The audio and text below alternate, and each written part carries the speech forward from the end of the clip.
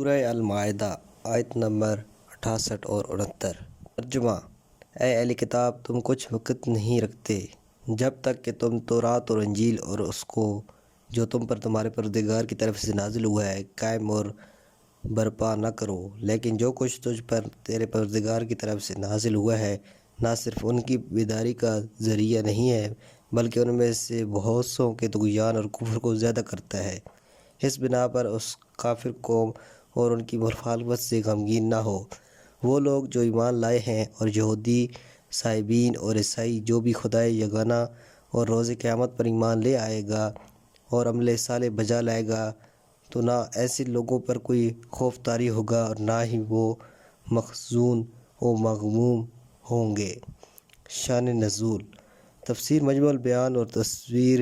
قرطبی میں ابن عباس سے اس طرح منقول ہے کہ یہودیوں کی ایک جماعت پیغمبر صلی اللہ علیہ وسلم کی خدمت میں آئی اور پہلا سوال یہ کیا کہ کیا آپ یہ اقرار کرتے ہیں کہ تورات خدا کی طرف سے ہے؟ پیغمبر نے اس بات میں جواب دیا۔ انہوں نے کہا کہ ہم تورات کو قبول کرتے ہیں لیکن اس کے علاوہ اور کسی چیز پر ایمان نہیں رکھتے۔ درحقیقت تورات ہمارے اور آپ کے درمیان قدر مشترک ہے، لیکن قرآن ایسی کتاب ہے کہ جس پر صرف آپ ہی کا عقیدہ رکھتے ہیں، تو کیا ہی اچھا ہو کہ ہم تورات کو قبول کر لیں اور اس کے علاوہ کی نفی کر دیں۔ اس پر پہلی آیت نازل ہوئی اور انہیں جواب دیا گیا۔ تفسیر: جیسا کہ ہم اس سورہ کی آیات کی تفسیر میں اب تک پڑھ چکے ہیں کہ ان میں قابل لحاظ حصہ اہل کتاب یہود و نصارہ کی وعدہ شکنیوں، بحثوں، سوالات اور اعتراضات سے ہی متعلق تھا۔ یہ آیت بھی ان بحثوں کے ایک اور رخ کی طرف اشارہ کرتی ہے اور ان کی اس کمزور منطق کا جواب دے رہی ہے کہ جو یہ چاہتے تھے کہ تورات کو مسلمانوں اور یہودیوں کے درمیان ایک متفق علیہ کتاب ہونے کی حیثیت سے قبول کر لیا جائے اور قرآن کو ایسی کتاب ہونے کی حیثیت سے کہ جس میں اختلاف پایا جاتا ہے چھوڑ دیا جائے۔ یہ آیت انہیں مخاطب کرتے ہوئے یہ کہہ رہی ہے کہ اہل کتاب، تمہاری کوئی بھی وقت نہیں ہوگی جب تک کہ تم تورات اور انجیل اور تمام آسمانی کتابوں کو جو تم پر نازل ہوئی ہیں بلا استثناء اور بغیر کسی تفاوت کے تسلیم نہ کرو گے، کیونکہ جیسا کہ ہم عرض کر چکے ہیں کہ یہ تمام کتابیں ایک ہی امیدوار سے صادر ہوئی ہیں اور ان سب کی اساس اور اصول بھی ایک سے ہیں، اگرچہ ان میں سے آخری کتاب کامل ترین اور جامع ترین ہے۔ اسی بنا پر لازم العمل ہے اس کے علاوہ پہلی کتابوں میں آخری کتاب یعنی قرآن کے بارے میں متعدد بشارتیں بھی آئی ہیں۔ وہ مدعی ہیں اس بات کی کہ وہ تورات و انجیل کو قبول کرتے ہیں، بس اگر وہ اپنے اس وعدے میں سچے ہیں تو انہیں چاہیے کہ وہ ان بشارتوں کو بھی قبول کریں، اور جب کہ انہوں نے ان نشانیوں کو قرآن میں پا لی ہے تو اس کے سامنے سر تسلیم خم کر دے۔ مذکورہ آیت یہ بھی کہتی ہے کہ صرف دعویٰ ہی کافی نہیں ہے بلکہ ان آسمانی کتابوں پر عملاً قائم ہونا چاہیے۔ اس کے علاوہ ہماری اور تمہاری کتاب کی بات نہیں ہے، معاملہ تو آسمانی کتابوں کا ہے اور جو کچھ خدا کی طرف سے آیا ہے اس کا ہے۔ پس تم کس طرح اس کمزور منطق کے ذریعے آخری کتاب کو نظر انداز کر سکتے ہو؟ قرآن پھر ایک مرتبہ ان کی اکثریت کی حالت کی طرف اشارہ کرتے ہوئے کہتا ہے، ان میں سے بہت سے لوگ نہ صرف ان آیات سے پند و نصیحت نہیں لیتے اور ہدایت حاصل نہیں کرتے بلکہ ان کی ہٹ درمی کی وجہ سے ان کا کفر اور طغیان بڑھتا ہی جاتا ہے، اور آیت حق اور صحیح باتوں کی بیمار افکار اور ہٹ درمی سے بھری ہوئی دلوں پر ایسی ہی الٹی تاثیر پیدا ہوا کرتی ہے۔ آیت کے آخر میں اپنے پیغمبر کو اس منحرف اکثریت کی انتہائی سختی کے مقابلے میں تسلی دیتے ہوئے کہتا ہے، اس کافر جماعت کی مخالفتوں سے غمگین نہ ہو، کیونکہ اس کا نقصان خود انہی کی طرف لوٹ جائے گا اور تجھ سے کوئی ضرر نہیں پہنچے گا۔